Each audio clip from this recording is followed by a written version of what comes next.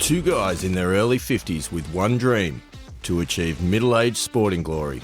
This is the Missing Links Golf Show.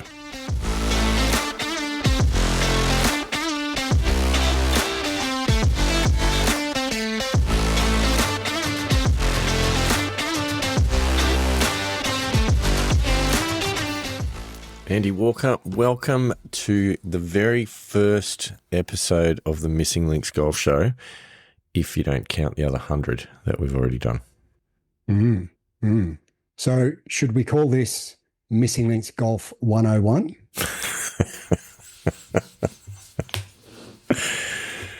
Oh, I love that. Yes, we should. Yes. You got me. Yes. I can't Took believe me all of 10 seconds to come up with that. Oh, I can't believe I hadn't thought of that. That's perfect. Very well done, Andy Walker. Quality work. Yes, Missing Links Golf 101, a focus on the High Performance Centre potentially tonight. I think it might be the go. Yes. There's a few There's updates lots of to good give. things happening in the High Performance Centre. Yeah, there's a few updates to give. There's been a lot going on, and I think there's some good stuff for the Pilgrims if you're interested in developing your own High Performance Centre. We can dive into some of that sort of stuff, and then not only developing it, but like what you could do with it when you had one.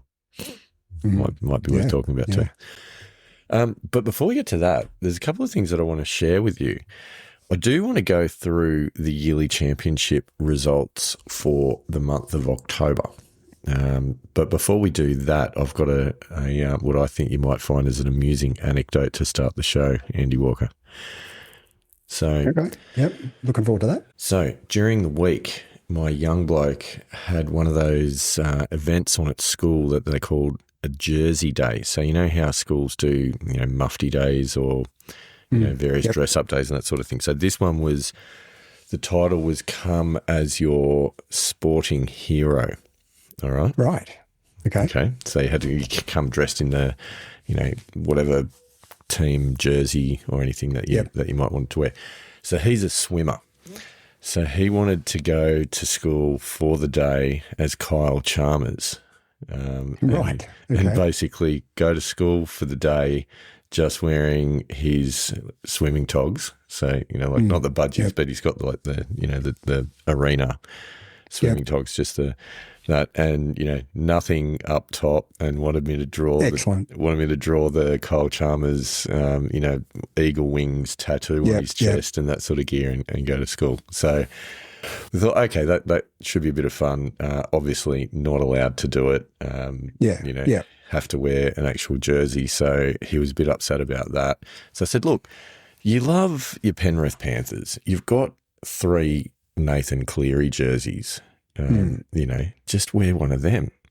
Yeah. And he goes, I'm too upset, with the Panthers getting knocked out in the semi-finals. I don't really want to do that. What else? Does he remember a time that when the Panthers weren't the premiers? No, he doesn't. So he's like, oh, no, I don't know what to do. And I said, look, here's an idea. I'll give you one of my Missing Links Golf Show shirts and you can wear that. And in the split second, he turns around and he looks me dead in the eye. He goes, awesome, I'll go as Andy Walker. Excellent. Love it. Brilliant. Absolutely nailed. I'm like, the dagger through the heart. Anyway, so that was a bit of fun. I thought you might enjoy that one. He also thought that you might enjoy that one. He got me a beauty. But anyway, Andy Walker, enough about that. We need to go through the yearly championship update for the month October. That was October. This was a big one. You don't know these results yet. No, I don't. Pilgrims, Andy Walker. And I noticed you did actually take the spreadsheet off our Dropbox folder that we share information in, so I couldn't actually take a sneak peek before we started recording. There'll be no sneak peeks. But I do want to give a little bit of context for the Pilgrims, because if you are joining us late and you didn't listen to the wrap up for the month that was September, Pilgrim Mick Patterson managed to squeeze himself 1 point with a 34-point round in the month of September. And he, let's just say, got quite uppity on the Facebook page about giving it to Andy Walker because he was now 1 point in front of Andy Walker. So you then came back hard after a 36-point round and gave Mick some stick, which I thought was fantastic. Like, I love a good bit of sledging as much as the next guy. So the question is your 36 points good enough to get you in front of Mick Patterson in the yearly championship? Let's just say if it's not, and certainly if it doesn't equal Mick, it would have to be the first month where 36 points doesn't actually get any points. Yeah, I think you would be correct. So I'm going to be pretty devo if I don't get any points in October. Mate, it's a tough. And if I don't get any points on a count back, I'm done. I'm walking out. Could be a short episode, Pilgrims. All right. Ordinarily, we start at 6th place and we work our way up to first to announce who's the winner for the month. This month, I'm going to turn it on its head and I'm going to start. I'm going to start with first, and we're going to work our way back down the leaderboard to have a look at what has actually transpired. So this is exciting. We've never done this before. I can't imagine anything could possibly go wrong, Andy Walker. But in first place for the month of October, taking the win and taking 10 points to his yearly championship tally with 40 Stableford points. Nice. Andy Walker. 40 Stableford points was Alex Mack from New South Wales. So well done, Alex. Well done, Alex, friend of the show. It's a good score, 40 points. It's a great score. It's an excellent score. It's his best. I mean, if you can get a 4 in front of your score, it's certainly going to go a long way to giving you a victory in the month. It will. That's his best score for the year, nice. As a matter of fact. So great work, Alex. Well done. Now, in second place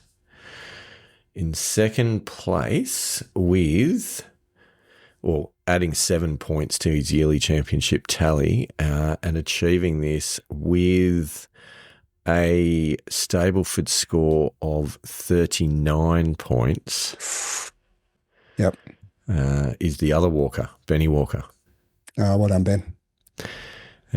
So that's a super. Donate any points, mate? I doubt that he would. So that was second place. Now in third, and I got to tell you, Andy Walker, third and fourth were a count back. Ooh. Okay. Third and fourth were a count back. Now, in third place, scoring on the back nine, 22 of his Stableford points. Okay.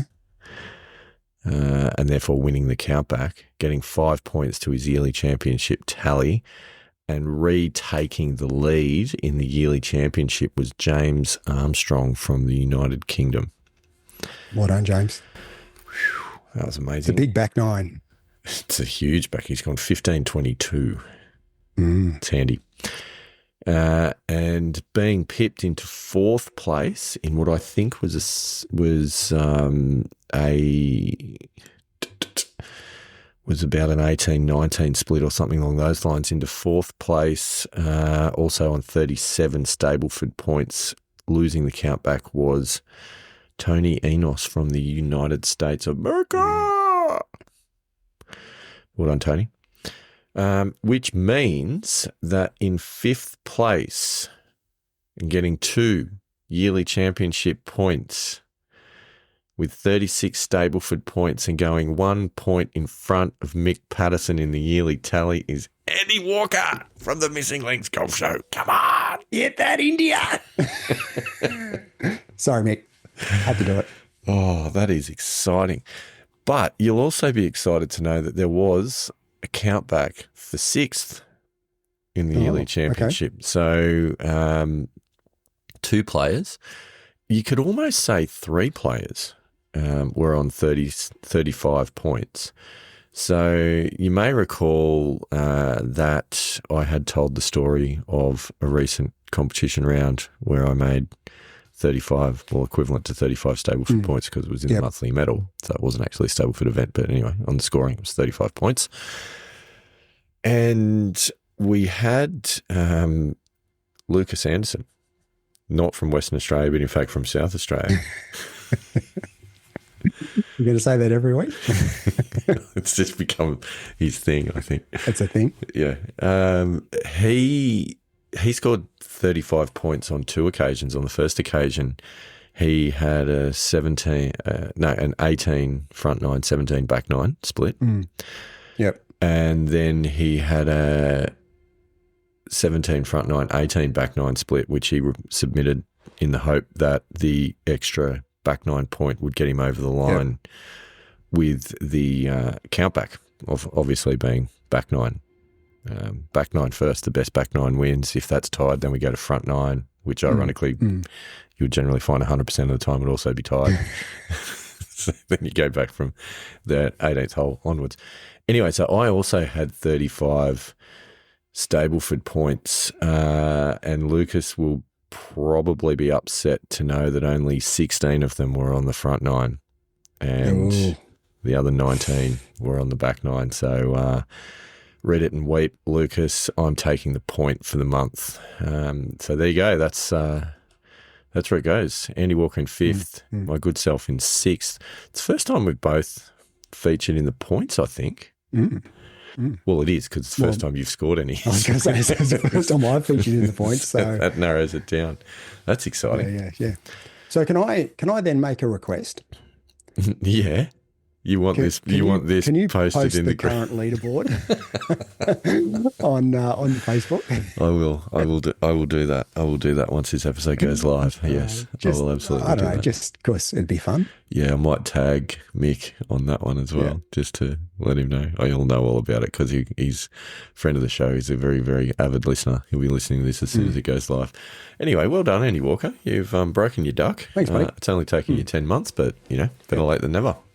Well, as I've said a couple of times, I've got a couple of really low rounds dropping off. This is true. My flag rounds in the next 20. So if Pilgrims remember back to April last year, I had a 2 under, and that's the next one that's dropping off. So I've got it's a plus 1.8 or something. I've got dropping off, and then from there, I've got my Camden Seniors round, which again was quite a low flag round. So yeah, got a couple of low ones coming on. So I might end up, if I don't play half decently, I might end up somewhere around sort of 4 to 4.5 over the next couple of comp rounds. Anything could happen from there. I do want to call out though that it's tight at the top in this competition. There's only a 4-point lead between James and Big K at the top. Big K had a bit of a shocker this month. He, I think he came in about 9th or 10th or something on the points list this month, and unfortunately had a round that he finished with 1 or 2 points over the closing 4 or 5 holes or something like that. It was ended with a whimper. So he needs to get himself back in line because with 2 months to go, another good result for James from the UK, and he could wrap it up with a month to play. So how many Pilgrims can actually win the yearly championship? I know you mentioned that last month. Is there an update to how many Pilgrims can win? Because I think you were in the running still technically at one point the last time we talked about it. Now cannot win because our leader is on 49 points, which means that to beat him, there's only 20 points maximum left on the table. So to beat him, you would have to be on 30 points or more. It now officially is a race in 2. James Armstrong from the UK, Kerrod Purcell from Australia are the only 2 Pilgrims mathematically that can win the yearly championship. The rest of us are cooked. Andy Walker. Yep. So it's a 2 Pilgrim race. It is. However, in terms of the race for third to get on the podium, well, so the points list goes 49, 45, and then 27, 26, 24, 21, 19, 18, 13. So there's probably half a dozen or so Pilgrims that could still come in third. Yeah. Not me, obviously. Your best possible finish is 22. Is 1, 2, 3, 4, 5, 6th or 7th, I think, is your best. So I could sneak into the top 10. You could. You could. You could. It's possible. Yep. So there you go. Something to fight for. Nice work. Yeah. Oh, I'm happy. Yep. I thought 36 points would get me something at least. It was actually the toughest top 6 all year. Yep. That was. And I have to say, in that comp round, I did hole about an 18-footer on the last to get that 36 points too. So potentially, if I had missed that, I would have missed the count back. I'd have to go back and have a look at my round, but I'm pretty sure I may have missed the count back because I don't think I was going to get my front 9 was better than my back 9. I think I had 1 over, 2 over. Yeah. So, yeah, I reckon if it wasn't for that 18-footer at the last, wow, I'd still be sitting on a big fat 0. How about that? If only you'd known that. That's pressure. If only you'd known that when you're standing over that putt, that would have been awesome. Anyway, how could you possibly have known that at that point in the month? But Pilgrims, enough about outdoor golf. Let's talk about indoor golf, Andy Walker. We want to tell the stories from the high performance centres. Yes. Because you've been doing some work in yours, and I have done a massive refurbishment of mine, which I think is worth talking about as well. So let's start with yours. Yeah, absolutely. I want to hear about what you've been doing in the High Performance Centre. What are we calling it now? The High Performance Centre. It's not Central Coast anymore. It's Lake Macquarie. No, it's the Missing Links Golf Show High Performance Centre, Lake Macquarie. Right. Okay, let's get that straight. Yep. So I've had a couple of upgrades, which is good. So the Pilgrims, remember, sort of halfway through the year, I did invest in a new golf net. Now our friends at Kaizen Golf has helped me out a little bit with both bits of kit that I've upgraded. So I've got the full swing golf net halfway through the year, and that's been fantastic. I love it. It's been the best upgrade that I've done, because now I can practice pitching and short game in the High Performance Centre, where my previous net was just a bit low, and I couldn't actually practice my pitching and anything more than sort of a 54, and it was just going to go sail straight over the top of the net. So that just wasn't an option. It's probably worth mentioning, just for the Pilgrims' sake, a couple of things. Firstly, how good are our friends at Kaizen Golf? Oh, awesome, absolutely, awesome, yeah. They've been phenomenal. Yeah. Awesome business. Secondly, when you say you bought the full swing golf net, that's the actual name of the golf net. That's not just referring to the fact that you can put a full swing on it. It's the actual name of the product. If you go on the Kaizen website, so the Kaizen Golf full swing golf net. So that was actually because a couple of years back I did buy a putting mat, a large putting mat from them, and I actually quite like it. That's also out in the High Performance Centre. So that's my practice mat out there, and that works really well. It's actually got a nice smooth surface. You know, sometimes putting mats are sometimes not as flat as what they should be. Yes. This one's got a little bit of weight to it. It's sort of a felt material, and it actually rolls really nicely. So I've quite enjoyed having that out in the High Performance Centre. But for my recent birthday, I did get a new hitting mat. And remember, we talked about a couple of times about the low impact hitting strip, which was going to help my wrist Yes. no end. And we talked about that. I know that Joe Legowski also does a low impact hitting strip. Well, Kaizen Golf have a low impact hitting strip, but what they've got a 1.5 by 1.2 meter hitting mat with a cutout. All right. And so what you do, you lift the cutout out and you just slip the low impact hitting strip straight in there.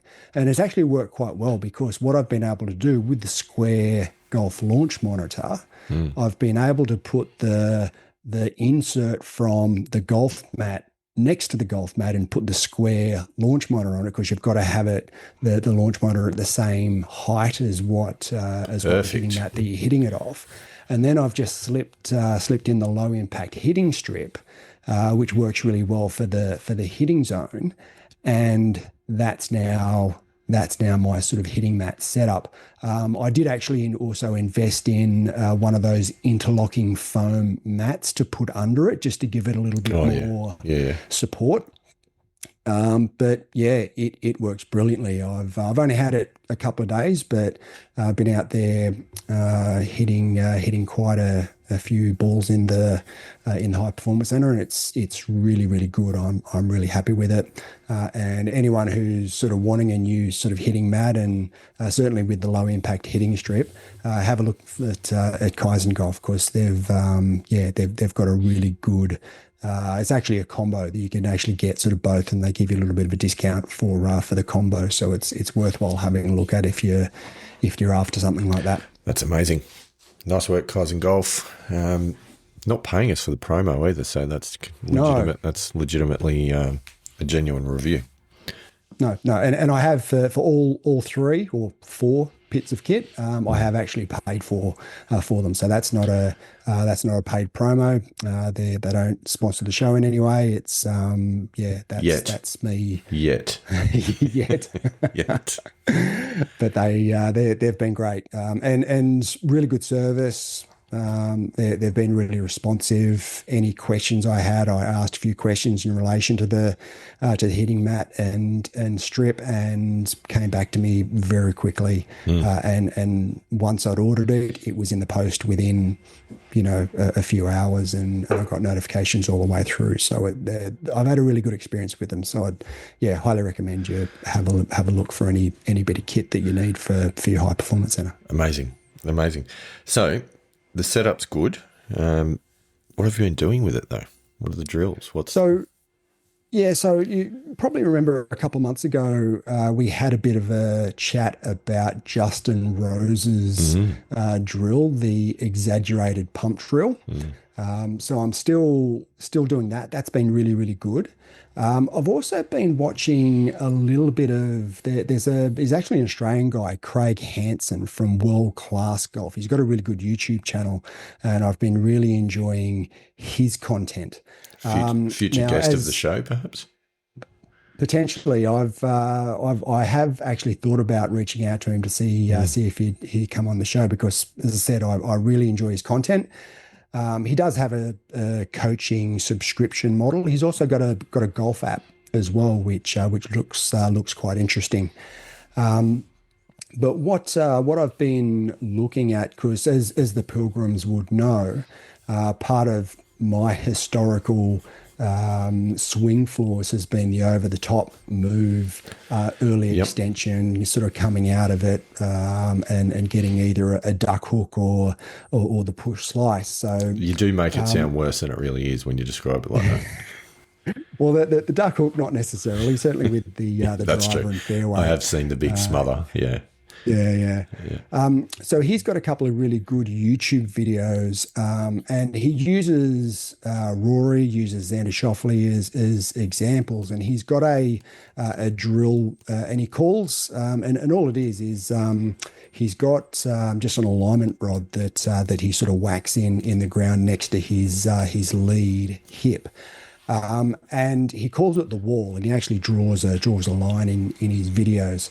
And a couple of things he looks at. Firstly, on the backswing, he looks at getting the trail hip up and back, which actually decreases the angle of your rear leg, of your trail leg, a little bit on the backswing. That sort of helps you get a better shoulder turn.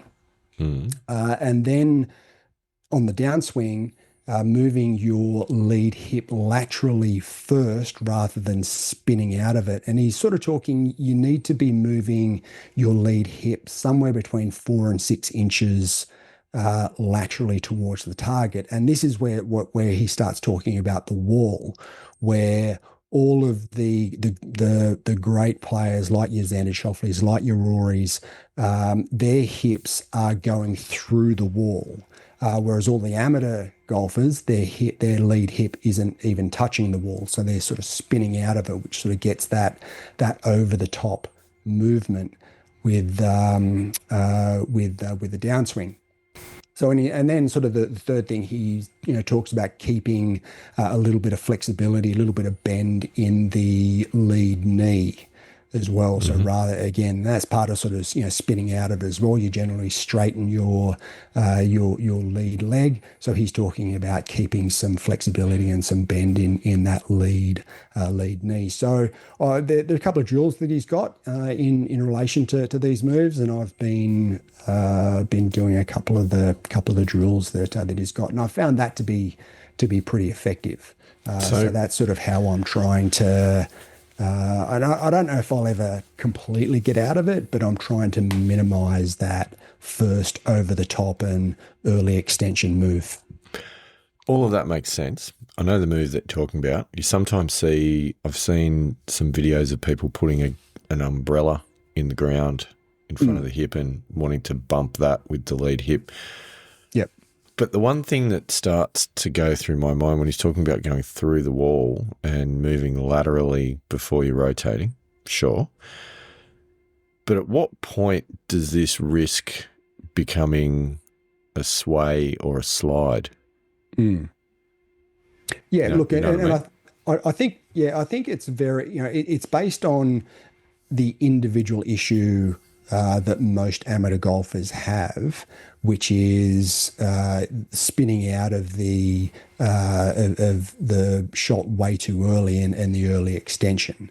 So it's minimizing that move. So yes, I understand what you're talking about, but I think, and certainly from what I've seen in a number, it's not just Craig Hansing, it's a number of other YouTube videos that I've watched. You're almost better having a bit too much lateral movement. Now, not huge amounts, because then obviously you still need to your left side still needs to move away from the target, and you need that rotation. However, the early rotation is the one that really leads to that over the top move, and to have a bit more lateral move towards the target, I think, is better than spinning too early. But there's always a balance there. I mean, too much of anything is not great. So listening to that explanation makes me think a couple of other things as well, which might be at play. So firstly, the lateral move is potentially helping make sure you get the weight transfer onto your front side, which if you're just spinning, you run the risk of staying on your back leg a little bit and, scooping or flipping, which is bad. Yep. But the other thing, you talked a little bit about the move with the trail hip in the backswing going up and away. And I wonder if that's the critical thing, because probably that sway motion is most deadly when it's a backswing sway. Like when you see some people, as they're taking the club away, their hips actually sway back away from the ball. Yes. Yeah. And that leads to head movement, and that leads to a lot of other things, which is a death move, rather than getting that rotation right because of that trail hip move. Mm. and then initiating the downswing by the bump forward, which is making sure that your weight transfer gets across to the front side. That's kind of how I'm hearing it. The other thing with the trail hip up and back to assist with shoulder turn, it also means that your lead shoulder is more under your chin rather than your shoulders being level with the ground, because the last thing you want to do on your backswing is to lift up and have your shoulders parallel with the ground. Yeah. So what the trail hip up and back does, it gives your shoulders more angle so that your lead shoulder is more pointed and more diagonally pointed towards the ground. Yeah. Yeah. So, and that makes sense. what that allows you to do is get your hands further behind you as that first move in the downswing, so that you're not sort of leading with just basically a turn and an over the top move and spinning out of it. What's interesting listening to this, and I'm piecing together a few of the things that I've been trying to rediscover or diagnose with some of the hassles that I've had with the driver swing lately, which I've felt had a really good 9 holes actually on the weekend, that I'd gotten back to where I had that confidence of really ripping the driver where I was aiming it. And there was 2 things. There was 2 moves actually, which were good swing thoughts for me to keep in my head. One of them is to really focus on the takeaway being longer and deeper. Getting that to that position with the club head just outside of hands at parallel on the way back, rather than whipping it to the inside, which is always my tendency if I'm not concentrating. But the other one, which is this, is the feeling, and in my mind, I think it's the same thing, but the language that I'd had in my mind is feeling that loading onto my trail hip. So rather than, I think sometimes in your takeaway and your backswing, some golfers can tend to stand up a little bit and have their hips move slightly forwards, whereas this move is actually feeling that stretch almost in kind of your hip flexor or your glute as you're taking it away in the back, which is that move that's kind of pushing up and back in the takeaway, combined with getting the club on the right path. It actually does make a big difference. So potentially it's actually that same thing. Yeah, I think we're working on the same result. And it effectively ends up being the same move. It's just obviously we're focusing on slightly different things to end up in the same place. Sounds like it. Because golf is so simple. Exactly. Yeah. So the other thing that I've been doing in the high performance center is and that's mainly using the launch monitor to really dial in my wedges from sort of 40 to 100 meters. And I mentioned when I first got the square that it does have a short game randomized practice. And you set sort of parameters, and you can set between, say, 40 and 100 meters, and it will give you randomized distances. But the problem is that it only goes in 10 meter increments. It doesn't go in 5 or less increments, which is a little bit annoying, but that's one of the limitations of the square. I found it to be too random. Whereas really? I haven't been able to really get the results that I'm after. So I've actually flipped it a little bit, and what I'm trying to do in a short game session, in a wedge session, I aim to hit 30 wedges, and what I will do, I will divide it into 6 lots of 5 distances. So I'll hit 5 wedges, say with my 54, and I'll dial in, say, 70 meters and hit 5 wedges. Then I'll switch to the 58 and I'll say do 40 meters. Then I'll flip again and say do 80 meters with my 58. Then I'll go back to the, say, 60 meters and do my 54. And then I'll do maybe 100 or 105 meters with the 50 or my pitching wedge. So there's an element of randomized practice to it, but it's sort of in blocks of 5. And I've found that to be a lot more helpful with dialing in my distances. In fact, how I felt in the comp round a few weeks back when I had 36 points, I thought that my distances inside of 100 meters were probably the best part of my game, and I felt really confident with those distances. So that I've found that's really gelled with sort of individually how I'd like to approach the practice sessions. And have you found the distances to be accurate? Like, what I mean by that is you could be practicing a 60-meter pitch on the square, and then you get out onto the course and you go, oh, I've got 60 metres to the flag, and then you pull out that 60-metre pitch that you've been practicing and dialing in with the square, and it goes 80 metres, for example. Yep. Yeah. No, I've found the square to be really good with the with the wedge play. What I'm still not convinced about are the full shots with the square. Yeah. And I have had a couple of sessions just using them for full swings, and I'm not convinced. There's been a couple of times, just about every single shot is a leaky fade.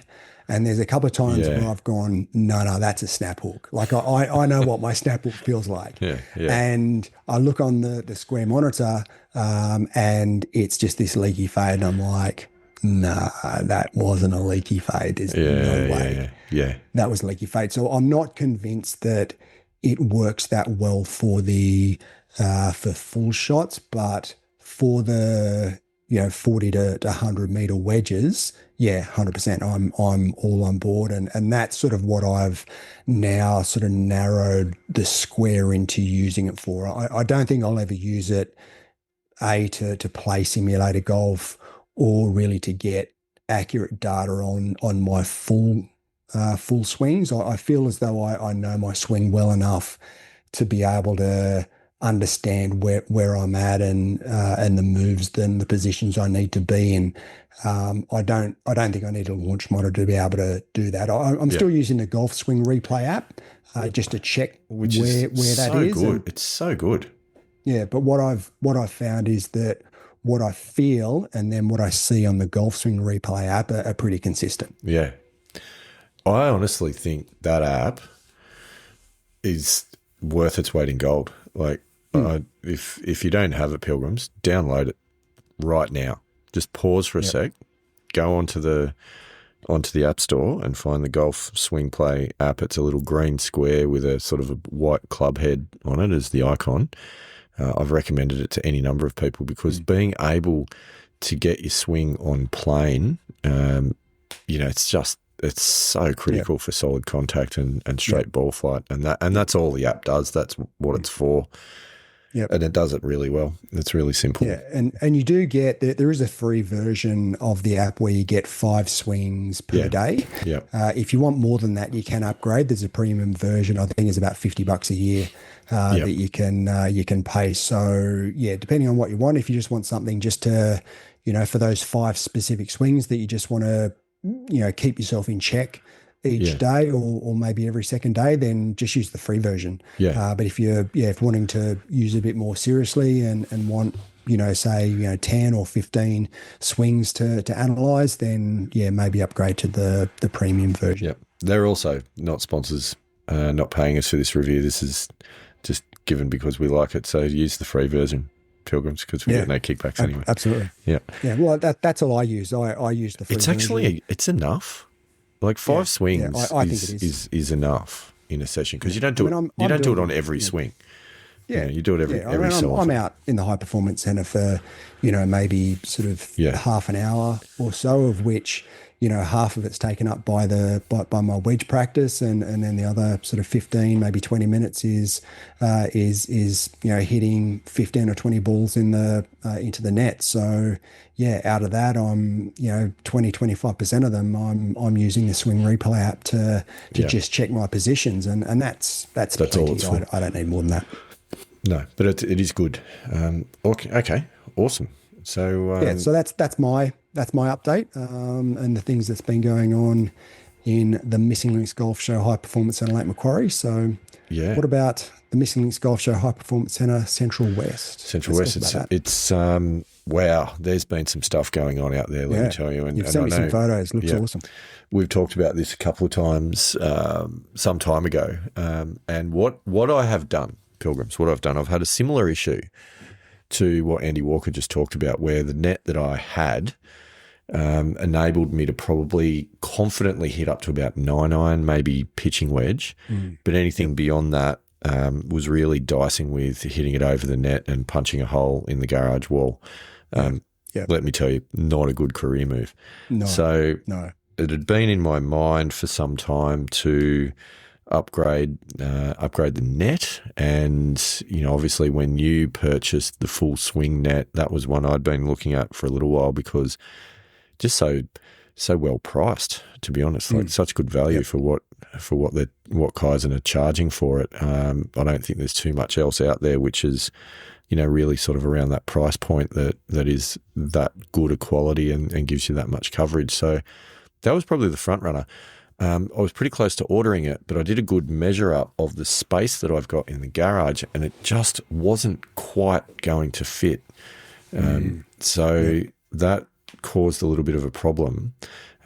Just for the height of the top bar, I was gonna run into some issues with the ceiling and the light, in particular in the ceiling. So I wasn't actually able to go down that path, which was a little bit disappointing, and it forced me to rethink things.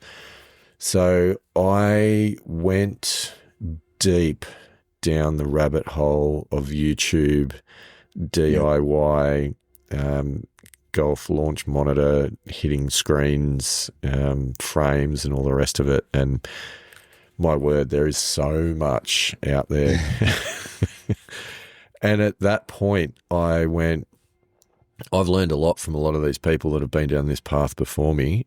So when I do this myself, I'm going to add to the body of knowledge on YouTube and put a how-to video up myself, which I am going to do for you, Pilgrims.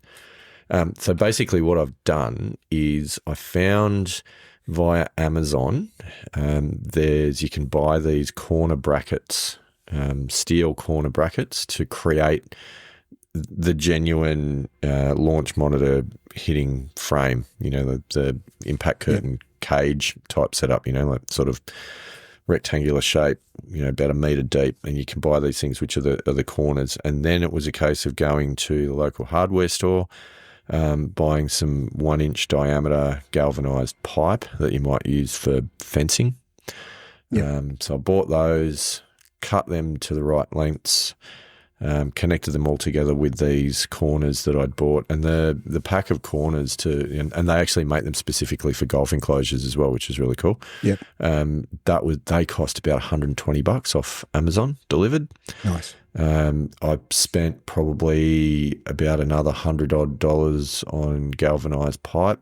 Cut them down to size, put that all together. I ordered an impact screen, which, here's a tip: order your impact screen first, because the size of that is what's going to determine the frame that you need to make. It's not rocket science. And what I also did, which was smart, is I ordered the screen, I waited for the screen to arrive, and I made sure that the screen was actually the same size as the dimensions that it said on the internet, which it was. Also ordered that off Amazon for a couple of $100. Comes with the little, the little bungee cords that you just then connect it onto the frame. And then I ordered a bunch of golf netting off Amazon also, to go around the sides and the top, and also took that around the back behind the impact screen as well, to give the impact screen a little bit more support, so that you're not going to punch a hole in it potentially.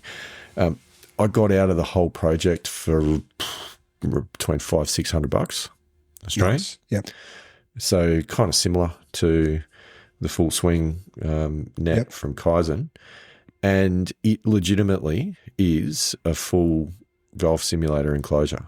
Nice. It is more or less exactly the same as what you would order from any of the suppliers, like say Bayside or 24/7 Golf or any of those sorts of places. Kaizen also has some. Kaizen does too, yeah. They've got some enclosures as well as the nets. Yeah, and they started around about sort of $1,800 and go north from there. what I did, I found a screen that was exactly the size that I wanted for the section of the garage that I wanted, which was 2.5 metres by 2.5 metres, which is about, I think that's about 8 or 9 feet square. Yep. Which is perfect. And now I am in a situation where I've got that up and running. I can hit full sand wedges, and I mean, I don't use a lob wedge, but if I had one, I'd still be able to hit it. I can hit full sand wedges into the enclosure with absolutely zero risk. Like it cannot go over the top. It actually still hits the impact screen at the back. It doesn't even hit the top net. So if I hit lob wedge, I'd still be fine. And I can, and the difference that has made, honestly, for being able to practice wedges is that's the thing you need to practice. Yeah, 100%. Dave McClellan's ringing in my ears at this point in time. Short game, short game, short game. I should drop in the recording. But it's phenomenal. And it's only been quite recent that I've had this set up, but I've already felt the difference of confidence over wedge play out on the course. And I just think what this is going to do to enable me to dial in wedges is incredible. I also, just to test things out, bought a relatively cheap projector off Amazon just to see if it would work with the Garmin R10 plugged in, talking to the iPad plugged into the projector projecting onto the screen. It works. It's awesome. So nice. I can actually set it up as a full simulator setup. I would definitely get a better projector, to spend a bit more money on that, get a better quality of picture and everything. But in terms of the setup, it's just incredible. I couldn't. Yeah, but what you can do with the Garmin, because I did the same thing when I was using the Garmin, because I was relatively confident with the distances that it was giving me from inside 100 meters. So the same thing that I'm doing with the Square, you can do that with the Garmin and really dial in your distances with the R10. So I think that'll be a big win for you. If that can be a focus. Yeah, and it will be. I am also thinking about moving to the Square, just so that you don't have to have the space behind you for the Doppler radar. So moving to the optical, I think, would be good. But nevertheless, it's absolutely usable. The space is awesome. It just looks really cool as well in the garage. The difference between that and the $120 net is significant. So I'll put the video together. I've got all the clips. I filmed every step of the way. So I will put that together and put that on YouTube in the Stories from the High Performance Center channel for you pilgrims to have a bit of a look at. But all I can say is it's not that hard. A lot of people probably shy away from trying to do any of these types of projects. If you think that you're not that handy on the tools or anything along those lines, it could be a little bit scary. It's pretty easy. It's really not a drama. I am reasonably handy on the tools, so it's not, for me, not a big deal, but anyone could do it. Honestly, if you can, the only tricky part is cutting the steel pipes down, but you can do that either with a steel blade on a reciprocating saw or with the steel cutting blade on an angle grinder. If you've got one of those, there's a couple of options, but it's pretty easy. So would you say if you're relatively handy with, say, putting together a flat pack furniture pack, you should be able to put together the simulator? Yeah, it's sort of similar skills? Yeah, it's genuinely no harder than that. I think the hardest thing is just figuring out exactly what your setup needs to be and then ordering the right components. The one trick that I did have, which was a bit annoying, was the corner brackets that I bought said that they were 1-inch diameter corner brackets to suit the 3/4 inch pipe, because obviously pipe needs to be slightly smaller than the bracket to go in, and then the little screw, the grub screw in it, then tightens it up. That was misleading information on the website. The 1-inch corner bracket actually suits the 1-inch pipe. Right. So I had bought a couple of pipes of the 3/4 inch diameter and took them back, and that was no problem swapping them over for the 1 inch. Or in metric terms, it's 19 mil versus 25.4 mil. So in that case, if you're going to order the corner brackets, you'd recommend that you wait for them to arrive first, 100% before you order the pipe. Take one of those down to your hardware store, and that would be the smart play. Yeah, absolutely would be the smart play. What I was really proud of though is I didn't cut any pipes until the brackets arrived, and I was disciplined on that because the reason why I had that little mix up is the brackets that I'd ordered, they were being shipped out of the US. They didn't arrive, but Amazon, kudos to Amazon, they just sent another set for no extra cost. So okay, nice. So that was great. So that just took a little bit longer for them to arrive. It took another couple of weeks, but it was it was. I mean, I think I put it all together in one night. Nice. It was pretty simple, and I was at a point to hit into it like by the end of the night. So it was it was a pretty simple project because obviously I had everything else in terms of the hitting mat and the squares of synthetic grass to go inside the enclosure. I also added the interlocking foam as flooring to go in there as well, just to stop the golf ball bouncing around too crazily. But it's been fantastic. It's such a good setup. I can't recommend it highly enough. So it's already making a difference and paying dividends, which is awesome. Yeah.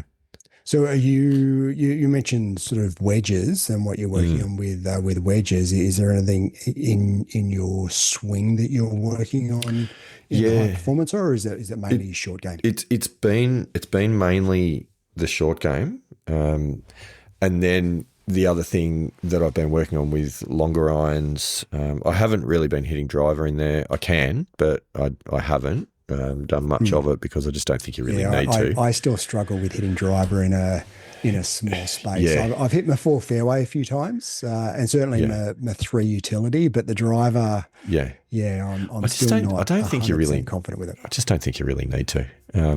For what you want to work on in your, at home in the high performance center, I think it's more some of those other things. But really, all I've been focusing on with sort of more full swing work has been just the staying on plane. Getting the takeaway position right, getting to the top, and then making sure that as your downswing comes through that it's under the takeaway plane rather than getting over the top. I feel if I'm doing those things, I'm going to hit the ball pretty well. When it goes wrong, it's almost always because I've taken the club back inside and I've gone over the top. That's pretty much always my error. And that's that Ben Hogan swing plane. I remember we talked about that 18 months or more ago. In the Ben Hogan swing plane, and he's got a really good picture of it in his book. The name escapes me of the book, but he's got a really good definition of it and illustration of it in his book. And if you're looking at wanting to understand what it means to have the swing plane on your downswing under the swing plane of your backswing, then it's a really good illustration of it. It is. And so knowing what you're looking for and then using the Golf Swing Replay app to check it, that's really all you need to do. What I've been working on with my wedges, for what it's worth, has been staying connected. So what I mean by that is making sure that my trail elbow in the takeaway is not getting away from my rib cage. Yep. Right. So keeping elbows in, not chicken wing and kind of flying. Yep.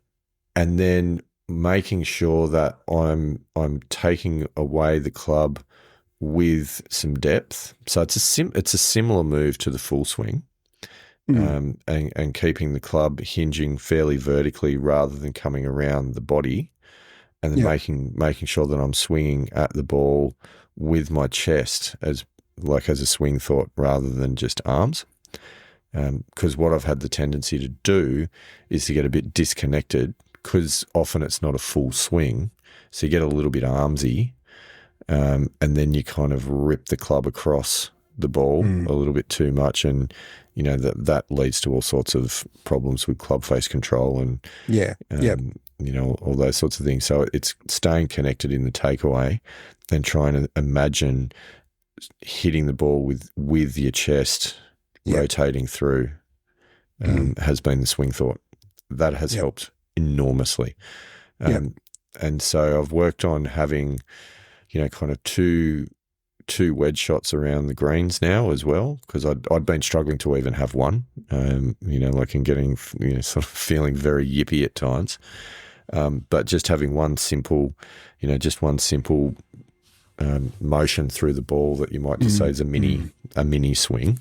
And then having another one when you need it to go a bit higher, which is opening the face up a little bit more and really using the bounce and coming through underneath the ball for, I wouldn't necessarily say flop shot. In extreme it could be, but just more having two trajectories that you can use with each of your wedges around the greens. And again, having those options to call on. This is all relatively new in putting this in play, but I've already seen in the last 5 rounds that I've played since starting this, I've already dropped over a shot, strokes gained on short game. So I'm not surprised. It's definitely making a difference. Yeah, and just what you're saying, just having a couple of different trajectories with pitching. I mean, and even me playing off sort of 2 and 3, I don't have the Phil Mickelson flop shot. Like I'm never going to have that in my kit, but I don't need it for the golf that I want to play. But I do have, and I've got more than 2 flights. I've got a few different flights that I can use.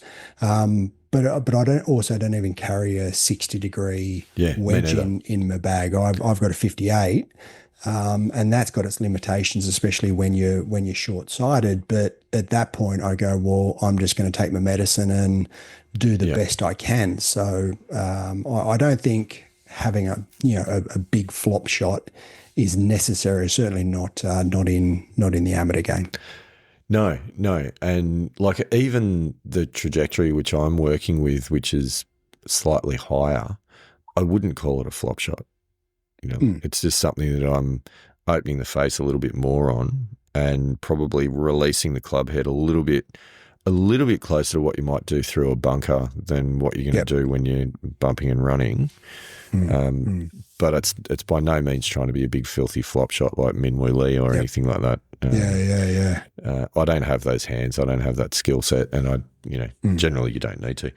I did also There's watch. a lot of practice that goes into that. I'm sure there is. A lot of practice. I'm sure there is. And you're not going to do it off the synthetic turf in the high performance center. That's not where you're going to be practicing it.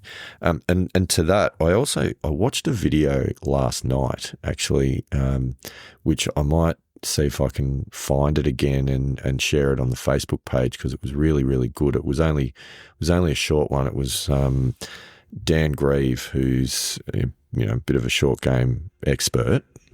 So he talks about the 3 release types for pitch shots in his book. But anyway, he was just this video was about a 15-minute short game practice sort of strategy. And essentially it was broken into 3 sections, 3 5-minute sections. The first 5 minutes was what he was referring to as block practice, where you're just working on technique of, particular shots, doing that over and over again. We talked about that a lot of times. And he says, always good to do that, just to make sure you go back to your basics and, forget about where the hole is on the green, just hitting your motion and making sure that you're getting the technique side of it right.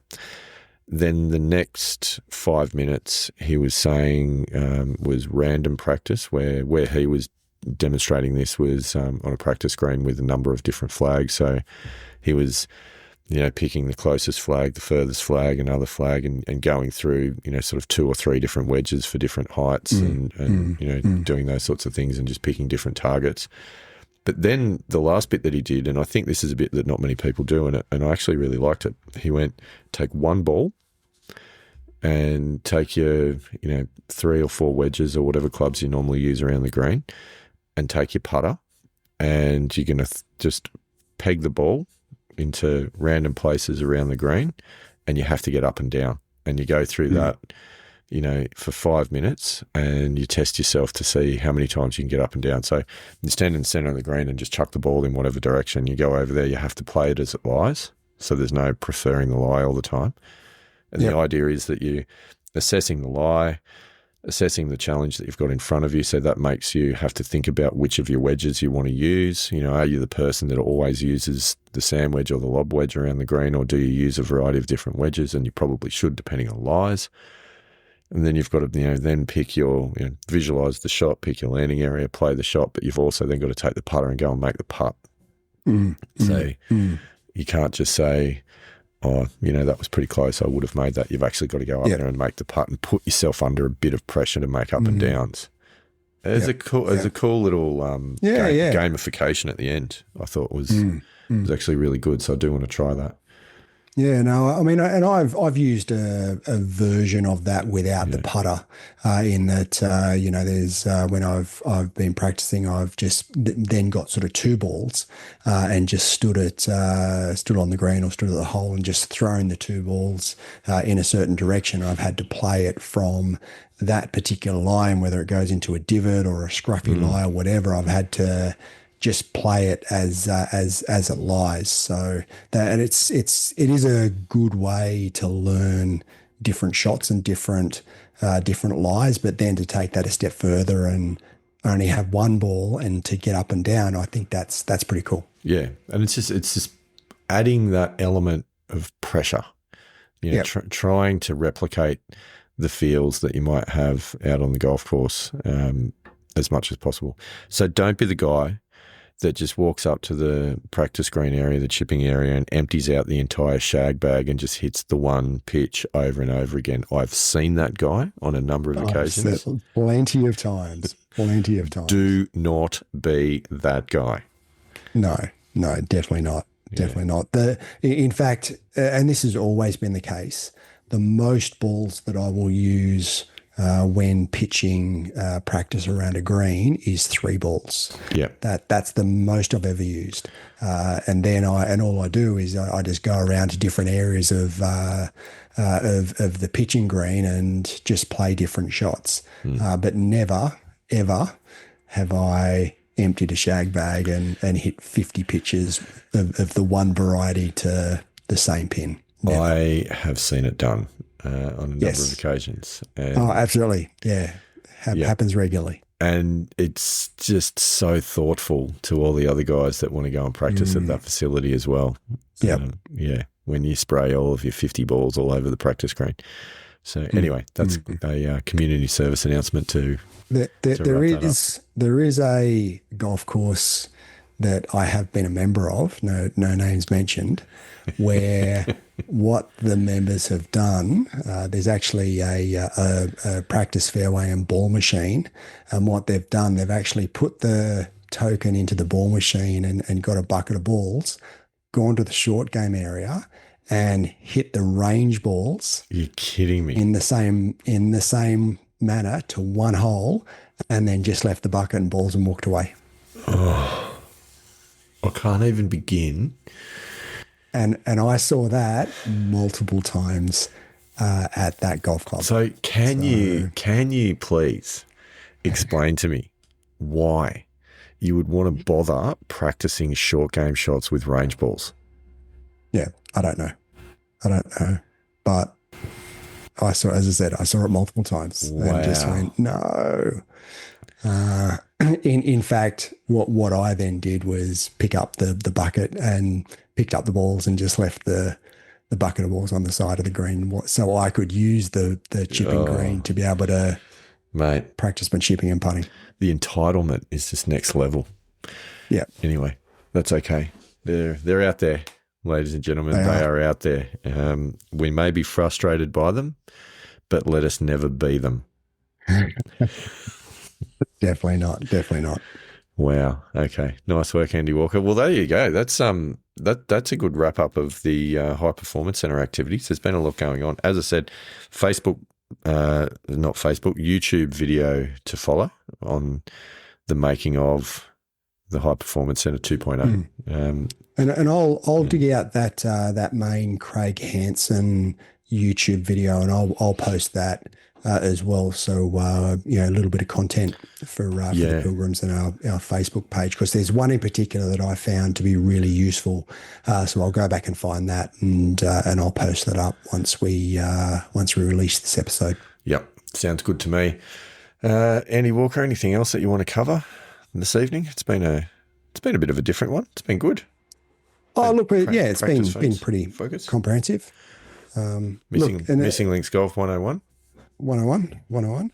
But I mean, there is one thing missing when you're looking at Missing Links Golf 101. There is one particular thing that you need to do, especially when you're out in the High Performance Centre, and you've had a really good session, and you just want to. You just feel like there's something missing. And I often feel that way. That I get towards, I don't know, probably getting towards the end of the session, and you're just kind of going on. I don't feel complete. It could be the missing link, you could say. It's possible. What is it, Andy Walker, and what should I do about it? What's the solution?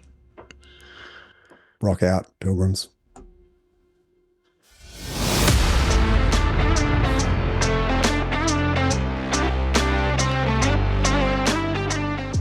Thanks for listening to us today.